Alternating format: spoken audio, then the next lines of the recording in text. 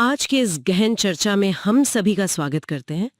आज हम जिस दस्तावेज पर बात करने वाले हैं ना, वो कोई आम इतिहास की किताब नहीं है। बिल्कुल नहीं, ये तो एक तरह का मास्टर क्लास है। हाँ, मतलब ये एक 50 पेज का बहुत ही सघन पीपीटी मास्टर क्लास है, जिसे विशेष रूप से आरपीएससी सेकेंड ग्रेड जैसी प्रतियोगी परीक्षाओं के लिए तैयार किया गया है। और मैं जब इसे पढ़ रही थी तो मुझे जो सबसे ज्यादा चौंकाने वाली बात लगी वो ये थी कि 5000 साल पहले की एक बस्ती में किसी ने एक बच्चे की सफल ब्रेन सर्जरी कर दी थी। हाँ, ये वाकई हैरान करने वाला है ना? मतलब एक तरफ वो लोग पक्की ईंटें तक नहीं बना सकते थे और दूसरी तरफ इतनी उन्नत शल्य चिकित्सा। तो आज की हमारी इस चर्चा का उद्देश्य सिर्फ ये जानना नहीं है कि कौन सा घड़ा कहाँ मिला, बिल्कुल सही कहा आपने। बल्कि हम ये डिकोड करने की कोशिश करेंगे कि आज के छात्र इस अथाह जानकारी को कैसे याद रखते हैं। मतलब हार्ड वर्क को स्मार्ट वर्क में कैसे बदला जाता है। और यही स्रोत की सबसे दिलचस्प बात है। ये दो स्तरों पर काम करता है। एक तरफ ये राजस्थान की प्राचीन सभ्यताओं जैसे उमकालीबंगा, आहड़ और बैराट का ऐतिहासिक विवरण देता है। हाँ, एक भौगोलिक ढांचा बनाता है। बिल्कुल।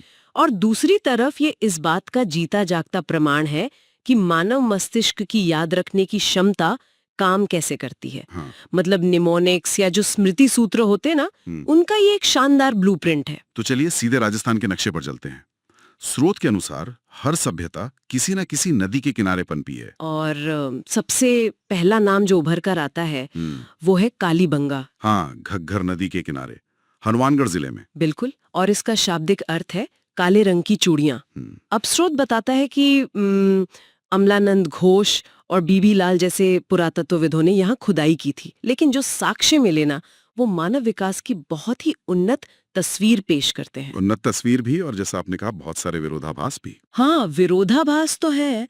अब देखिए, यहाँ दुनिया में जुते हुए खेत के सबसे प्राचीन प्रमाण मिले हैं, और वो भी कोई साधारण खेत नहीं, बल्कि एक ग्रिड पैटर्न में जोता गया खेत। मतलब एक ही समय में खेत में दो अलग अलग फसलें उगाई जा रही थी। बिल्कुल, गेहूं और जौ।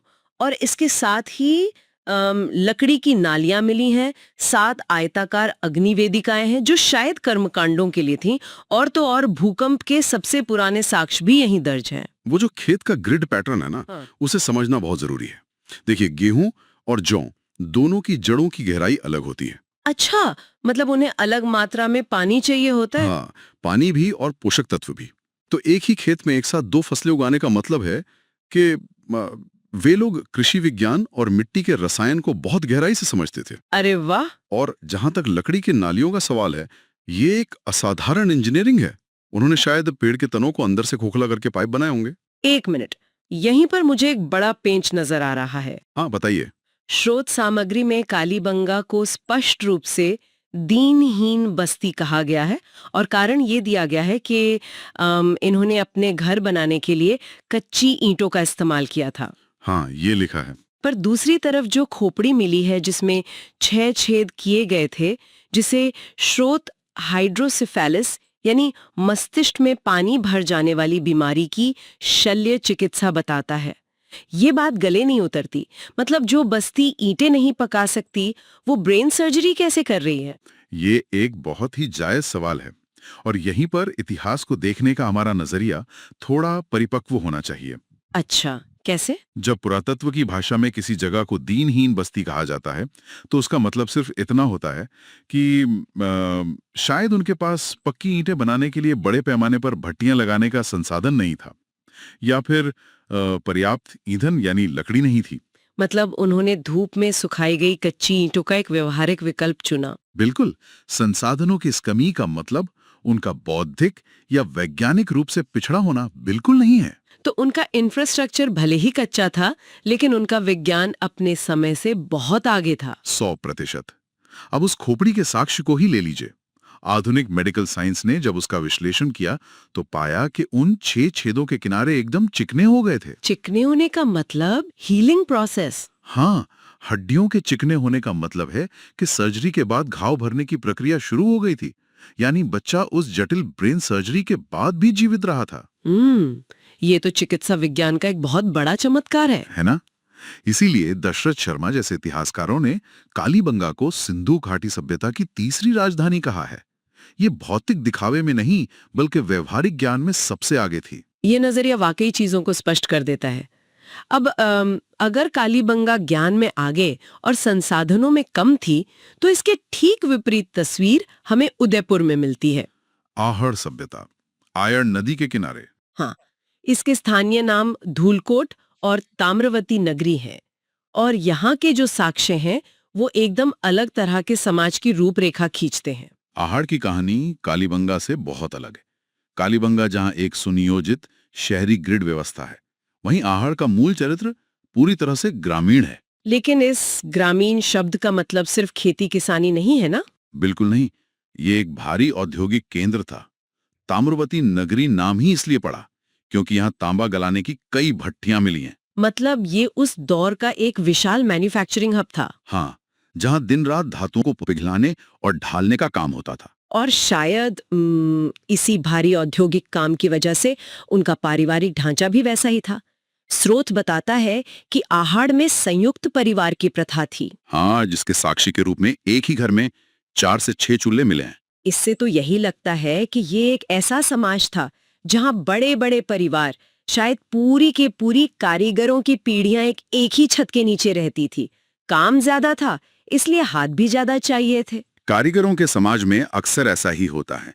श्रम का विभाजन पूरे परिवार में होता है। और इतने बड़े परिवारों का खाना रखने के लिए उनके पास गौरे व कोठे नामक विशाल मिट्टी के बर्तन होते थे। हाँ, ये कोई आम मटके नहीं थे। ये उनके प्राचीन कोल्ड स्टोरेज या अन्न भंडार थे, जिन्हें नमी और चूहों से बचाने के लिए विशेष रूप से डिजाइन किया गया था। स्रोत में एक और चीज का जिक्र है जो मुझे बहुत दिलचस्प लगी। उनके बर्तन बनाने की तकनीक, उल्टी तपाई विधि। हाँ, ब्लैक एंड रेड वेयर। हाँ, तो ये उल्टी तपाई विधि काम कैसे करती है? स्रोत में नाम तो है, पर इसका विज्ञान क्या है? ये असल में थर्मोडायनामिक्स का एक बहुत ही दिलचस्प प्राचीन प्रयोग है। साधारणतः जब आप किसी बर्तन को सीधा रखकर आग में पकाते हैं, तो उसे पूरी ऑक्सीजन मिलती है और वो लाल हो जाता है। ठीक है। लेकिन उल्टी तपाई में बर्तन को उल्टा करके भूसी या ईंधन के बीच दबा दिया जाता है। इससे अंदर के हिस्से में ऑक्सीजन की सप्लाई कट जाती है। अच्छा, और एक रिड्यूसिंग एटमॉस्फेयर बन जाता है। बिल्कुल सही। इस रासायनिक बदलाव के कारण बर्तन अंदर से गहरा काला और बाहर से लाल पकता है, जो आहड़ की एक बहुत बड़ी पहचान है। तो एक तरफ आहड़ है जो भारी तांबा गला रहा है और खास तरह के बर्तन बना रहा है। जाहिर है इस औद्योगिक उत्पादन की कहीं ना कहीं खपत भी हो रही होगी, व्यापार हो रहा होगा। हाँ, व्यापार तो लाजमी है। और यहीं से ये दस्तावेज हमें सीधे जयपुर की बैराट सभ्यता की ओर ले जाता है, बाणगंगा नदी के किनारे। बैराट का महत्व सिर्फ व्यापार तक सीमित नहीं है। यह हमें समय के एक बिल्कुल अलग कालखंड में ले जाता है, मौर्य और बौद्ध काल। हाँ, यहाँ का सबसे बड़ा साक्ष्य है सम्राट अशोक का भाब्रू शिलालेख। मतलब ये केवल पत्थर पर लिखी कोई इबारत नहीं है। नहीं, ये एक आधिकारिक प्रमाण है। बिल्कुल, जो स्पष्ट करता है कि सम्राट अशोक ने बुद्ध, धम्म और संघ के त्रिरत्न में अपना गहरा विश्वास व्यक्त किया था। और इसके साथ ही यहाँ एक गोल बौद्ध मंदिर भी मिला है। जी, प्राचीन काल में गोल वास्तुकला बहुत दुर्लभ हुआ करती थी। वाकई। लेकिन अगर हम आध्यात्मिकता से हटकर अर्थव्यवस्था की बात करें, तो यहाँ मिले 36 सिक्के एक बहुत ही शानदार कहानी कहते हैं। हाँ, वो सिक्कों वाला हिस्सा बहुत ही महत्वपूर्ण है। स्रोत में बताया गया है कि इनमें से 8 आहत मुद्राएं थीं और बाकी 28 इंडो ग्रीक राजाओं के सिक्के थे, जिनमें से 16 तो सिर्फ यूनानी शासक मिनांडर के थे। यहाँ श्रोताओं के लिए यह जानना जरूरी है कि आहत मुद्राओं का मतलब क्या है। हाँ, बताइए। प्राचीन काल में जब धातु को पिघलाकर सांचे में ढालने की तकनीक पूरी तरह विकसित नहीं हुई थी, तब वे धातु के टुकड़ों पर किसी ठोस थप्पे से चोट करके, यानी उन्हें आहत करके उन पर निशान बनाते थे। अच्छा, तो इसीलिए उन्हें आहत मुद्राएं कहते हैं। हाँ, और इन्हें भारत के सबसे पुराने सिक्के माना जाता है। और इंडो ग्रीक सिक्कों का यहाँ मिलना ये बताता है कि बैराट की पहुंच वैश्विक बाजारों तक थी। पर उन सिक्कों से भी ज्यादा दिलचस्प बात वो तरीका है जिसमें वे मिले थे। वो सूती कपड़े वाला। बिल्कुल। स्रोत के अनुसार ये 36 सिक्के एक सूती कपड़े में लपेट कर रखे गए थे। अगर इसे मैं आज के संदर्भ में देखूं तो ये किसी आधुनिक सिक्योर वॉलेट जैसा है। हाँ, एकदम सही उपमा है। मतलब जब हम कोई कीमती चीज लाते हैं तो उसे बबल रैप में रखते हैं ना, हाँ, उन लोगों ने भी अपनी इस कीमती विदेशी मुद्रा को बड़ी हिफाजत से एक सूती कपड़े में सहेज कर रखा था। ये उनकी धन के संरक्षण की चेतना को दिखाता है। और इसके साथ ही यह हमें उस दौर के उन्नत वस्त्र उद्योग का भी प्रमाण देता है। सूती कपड़े का इतने लंबे समय तक जमीन के नीचे सुरक्षित रह जाना अपने आप में दुर्लभ है। मतलब व्यापार के साथ साथ यहाँ कपास की खेती और कपड़े बुनने की कला भी अपने चरम पर थी। अब अगर बैराट एक वैश्विक बाजार था और आहड़ एक औद्योगिक कारखाना, तो इन सब चीजों के लिए कच्चा माल कहाँ से आ रहा था? हाँ, तांबा कहाँ से आ रहा था? यही सवाल हमें सीधा गणेश्वर सभ्यता तक ले जाता है। नीम का थाना जिले में कांतली नदी के किनारे। ये दस्तावेज इसे भारत में ताम्रयुगीन सभ्यताओं की जननी घोषित करता है। जननी इसलिए क्योंकि यहाँ से जो तांबे के उपकरण और हथियार मिले हैं वो 99% शुद्ध हैं। 99%? मतलब धातु विज्ञान में इतनी शुद्धता हासिल करना कोई मजाक नहीं है। बिल्कुल नहीं। ये साबित करता है कि गणेश्वर के पास न केवल खदानें थी बल्कि उसे परिष्कृत करने की अचूक तकनीक भी थी। हड़प्पा और मोहनजोदड़ो जैसे महानगरों को तांबे की आपूर्ति यहीं से होती थी। रुकिए, यहाँ एक और विरोधाभास है जिस पर बात होनी चाहिए। अच्छा, अगर गणेश्वर के लोग इतने अमीर थे, पूरे उपमहाद्वीप को तांबा सप्लाई कर रहे थे, तो उन्होंने अपने रहने के लिए ईंटों का इस्तेमाल क्यों नहीं किया? स्रोत स्पष्ट रूप से जोर देकर कहता है कि यहाँ निर्माण में केवल पत्थरों का उपयोग हुआ है। इतनी उन्नत सभ्यता पर ईंटें नहीं, ऐसा क्यों? देखिए, इसका जवाब उनकी अर्थव्यवस्था में नहीं बल्कि उनके भूगोल में छिपा है। भूगोल में? कैसे? गणेश्वर कांथली नदी के किनारे बसा था। उस समय कांथली एक बहुत तेज बहाव वाली बरसाती नदी थी जिसमें अचानक भारी बाढ़ आने का खतरा रहता था। ओहो, तो अगर वे मिट्टी या ईंटों के घर बनाते तो तेज जल प्रवाह में वे जल्दी ही बह जाते। पत्थर पानी में गलता नहीं है। उन्होंने न केवल पत्थर के घर बनाए बल्कि बाढ़ को बस्तियों में घुसने से रोकने के लिए बाकायदा पत्थरों के बड़े बड़े बांध भी बनाए। मतलब ये कोई पिछड़ापन नहीं था बल्कि अपनी परिस्थितियों के अनुसार किया गया एक बेहतरीन इंजीनियरिंग समाधान था। बिल्कुल। वो इलाका पथरीला था तो पत्थर आसानी से उपलब्ध भी था। और उनकी इस व्यवहारिक सोच का एक और उदाहरण उनके आहार में मिलता है। वो मछली पकड़ने वाले कांटे। हाँ, वे तांबे के कांटे बनाकर कांतली नदी से मछलियां पकड़ते थे। यानी जिस नदी की बाढ़ से उन्हें खतरा था उसी नदी को उन्होंने अपने भोजन का एक मुख्य स्रोत भी बना लिया। ये तो पर्यावरण के साथ तालमेल बिठाने का एक बहुत ही शानदार उदाहरण है। वाकई ये विश्लेषण बहुत सी चीजें साफ कर देता है। अब तक हम अर्थव्यवस्था, व्यापार और इंजीनियरिंग जैसी बड़ी बड़ी बातें कर रहे थे, लेकिन अब स्रोत सामग्री हमें कुछ ऐसे सूक्ष्म ऐतिहासिक साक्ष्यों की ओर ले जाती है जो दिखने में छोटे हैं पर उनका प्रभाव बहुत गहरा है। अब बागोर और बालाथल की बात कर रही है ना? हाँ, भीलवाड़ा में कोठारी नदी के किनारे स्थित बागोर और उदयपुर का बालाथल। ये दोनों ही स्थल पुरातात्विक दृष्टि से बेहद संवेदनशील हैं। बागोर की प्रसिद्धि इस बात में है कि यहाँ भारत में पशुपालन का सबसे प्राचीन प्रमाण मिला है। लेकिन पुरातत्वविद इस नतीजे पर पहुंचते कैसे हैं? देखिए, जब वे खुदाई करते हैं और उन्हें जंगली जानवरों के बजाय भेड़, बकरियों या मवेशियों के हड्डियों के बड़े ढेर मिलते हैं। अच्छा। और उन हड्डियों पर ऐसे निशान होते हैं जो दिखाते हैं कि उन्हें बाड़े में रखा गया था। तब ये साबित होता है कि इंसान ने जानवरों को पालना सीख लिया था। ये तो इंसान के खाना बदोश जीवन से एक स्थायी जीवन की ओर बढ़ने का बहुत बड़ा कदम था। बागोर में एक और जगह का जिक्र है, महासतियों का टीला। ये नाम थोड़ा अजीब लगता है। हाँ, टीला दरअसल एक पुरातात्विक शब्द है।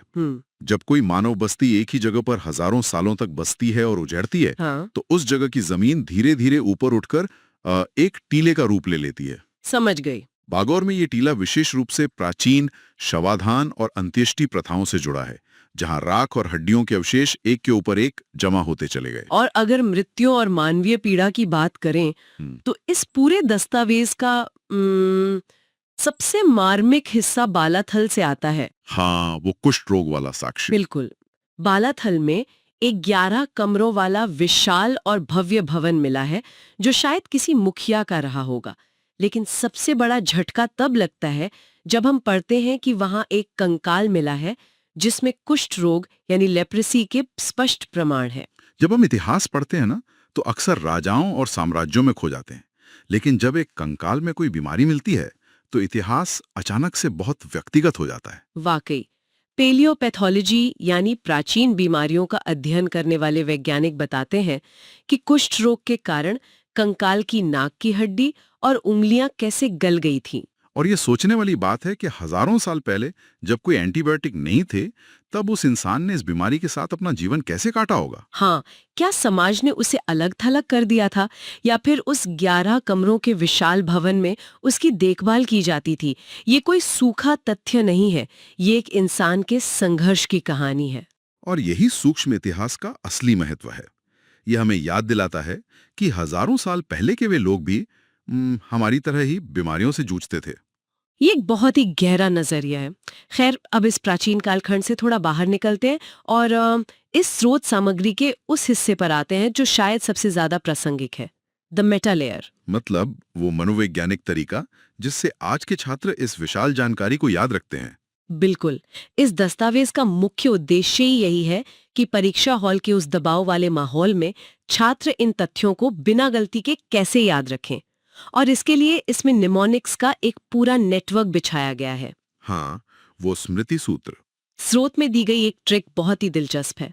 कालीबंगा के साक्ष्यों को याद रखने के लिए एक छोटी सी लाइन बनाई गई है। हनुमान जी के खेत में भूकंप आया, 7 अग्निकुंड चले, लकड़ी की नाली टूटी और ऊंट भाग गया। सुनने में किसी बेतुकी कहानी जैसा लगता है। हाँ, पर अगर आप ध्यान से देखें तो ये किसी कंप्यूटर की जिप फाइल की तरह है। ये जिप फाइल वाला रूपक बिल्कुल सटीक है। देखिए, हमारा दिमाग अलग अलग बिखरे हुए तथ्यों को याद रखने में कमजोर होता है। सही बात है। लेकिन जब हम उन तथ्यों को एक हास्यास्पद या नाटकीय कहानी के धागे में पिरो देते हैं, तो दिमाग उसे तुरंत रजिस्टर कर लेता है। उसे एक लाइन में हनुमानगढ़ जिला, जुते हुए खेत, भूकंप के साक्ष्य, 7 अग्निवेदिकाएं, लकड़ी की नाली, ये सारे तथ्य कंप्रेस होकर स्टोर हो जाते हैं। बहराट के लिए भी एक ऐसी ही ट्रिक है। जयपुर के राजा विराट ने बाण चलाकर बीजक की पहाड़ी तोड़े। इससे जयपुर जिला, बाणगंगा नदी और बीजक की पहाड़ी एक झटके में याद हो जाते हैं। और स्रोत के अंतिम पन्नों में इस पूरी रणनीति को अधिकारी की मानसिकता या द ऑफिसर्स माइंडसेट कहा गया है। हाँ, ये सिर्फ रटने का तरीका नहीं है, ये दबाव में काम करने का एक सिस्टम है। बिल्कुल,